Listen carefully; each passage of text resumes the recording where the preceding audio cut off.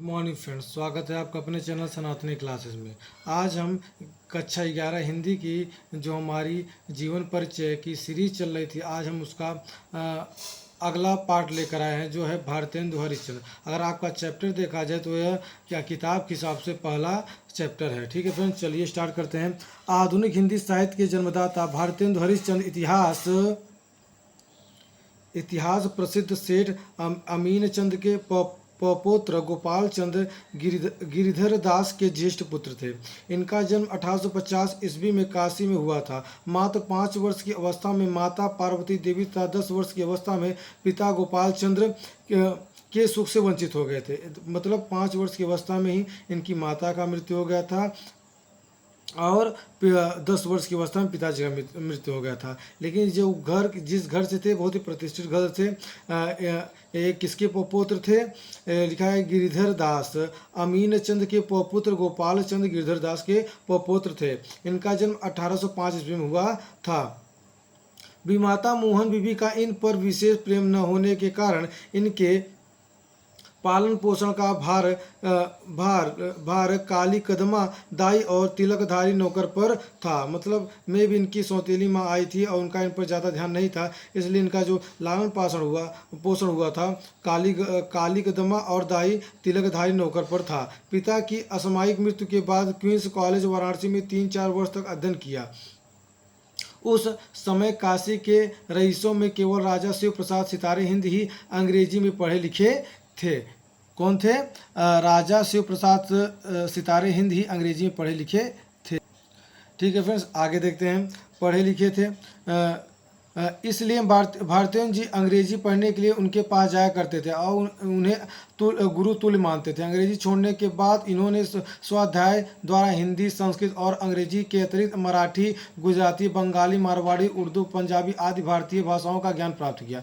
13 वर्ष की अवस्था में क्या हुआ था? 13 वर्ष की अवस्था में इनका विवाह काशी के रईस लाला गुलाब राय की पुत्री मन्ना देवी से हुआ। इनके 2 पुत्र और 1 पुत्री थी। पुत्रों की बाल्यावस्था में ही मृत्यु हो गई थी, जबकि पुत्र विद्यावती सुशिक्षिता थी। भारतेंदु जी ने अनेक स्थानों की यात्रा की, ऋण लेने की आदत भी इन्हें पड़ गई थी।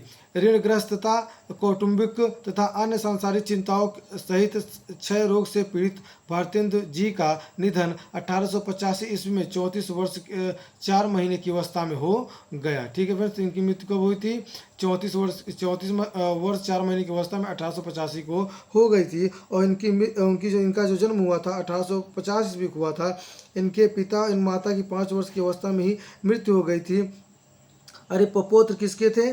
गोपाल चंद गिरधारी दास के ज्येष्ठ पुत्र थे।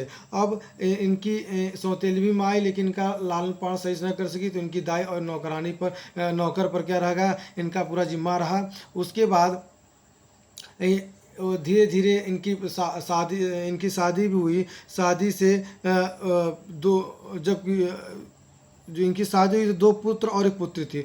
पुत्र तो इतना आगे नहीं बढ़े, लेकिन पुत्री विद्यावती सुशिक्षिता थी और इनको ऋण लेने की भी आदत पड़ गई और क्या होगा? क्षय रोग से पीड़ित होने के कारण 1850 ईस्वी में इनका मृत्यु हो गया। इधर लिखा हुआ है फ्रेंड्स, जन्म 1850 ईस्वी में, जन्म स्थान काशी वाराणसी, पिता गोपाल चंद गिरधारी दास, माता पार्वती देवी। शिक्षा अंग्रेजी, बंगला, गुजराती आदि का स्वाध्याय। भाषा ब्रज भाषा, खड़ी बोली शैली, मुक्तक। भारतेंदु युग 1868 से 1900 ईस्वी के प्रवर्तक, संपादक। कवि वचन सुधा, हरिश्चंद्र मैगनीज, हरिश्चंद्रिका, लेखन विधा, कविता, नाटक, एकांकी, निबंध, उपन्यास, पत्रकारिता।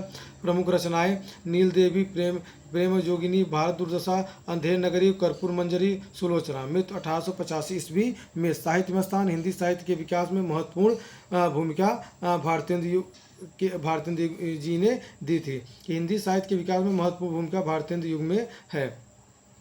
अब आगे देखते हैं। मृत्यु के बाद इनकी मृत्यु हो गई फ्रेंड्स, तो भारतेंदु जी ने हिंदी साहित्य में जो समृद्धि की वह सामान्य व्यक्ति के लिए असंभव है। यह कवि, नाटककार, निबंध लेखन, संपादन, समाज सुधारक सभी कुछ थे। हिंदी गद्य के तो ये जन्मदाता समझे जाते थे। काव्य रचना भी बाल्यावस्था से ही करने लगे थे। इनकी प्रतिभा से प्रभावित होकर के 1880 में पंडित रघुनाथ, पंडित सुधाकर द्विवेदी और रामेश्वर दत्त व्यास आदि के प्रस्तावानुसार हरिश्चंद्र को भारतेंदु की पदवी से विभूषित किया गया और तभी से इनके नाम के साथ भारतेंदु शब्द जुड़ गया। ठीक है फ्रेंड्स, आगे देखते हैं। इनकी रचनाएं ये देख लीजिएगा आप, ये पर एक शॉर्ट में लिखा हुआ है जो आपको एग्जाम के नज़रिए से बहुत ही इम्पोर्टेंट हो जाएगा।